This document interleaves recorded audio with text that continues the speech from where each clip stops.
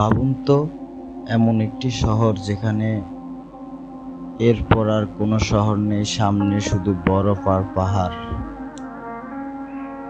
হাজার হাজার কিলোমিটার জনমানবহীন এলাকা, পৃথিবীর একবারে শেষ প্রান্তে থাকা শহরটি অনেকেই বলেন বিশ্বের শেষ শহর। কিন্তু এখানে মানুষ কিভাবে বেঁচে থাকেন চলুন জেনে নিই।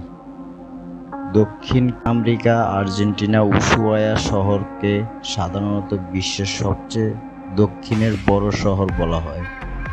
এটি এন্ড অফ দি ওয়ার্ল্ড নামে পরিচিত। অ্যান্টার্কটিকা।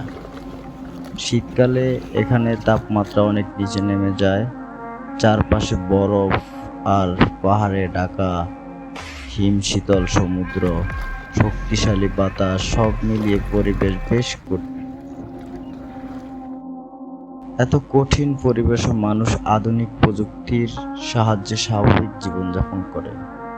উন্নত হিটিং সিস্টেম, ঘর গরম রাখে, শক্তিশালী জাহাজ আর খাবার প্রয়োজনীয় জিনিস নিয়ে আসে। স্যাটেলাইট যোগাযোগ ও আধুনিক ইন্টারনেট মানুষকে বিশ্বের সঙ্গে উন্নত আবহাওয়া পূর্বাভাস ব্যবস্থা, ঝড় ও তুষারপাত সম্পর্কে আগেই সতর্ক করে। প্রযুক্তি না থাকলে এই শহরে জীবন প্রায় অসম্ভব হয়ে যেত।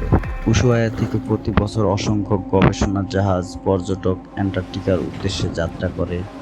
এখানে রয়েছে সুন্দর পাহাড়, হিমবাহ, পেঙ্গুইন, নানা বন্য প্রাণী।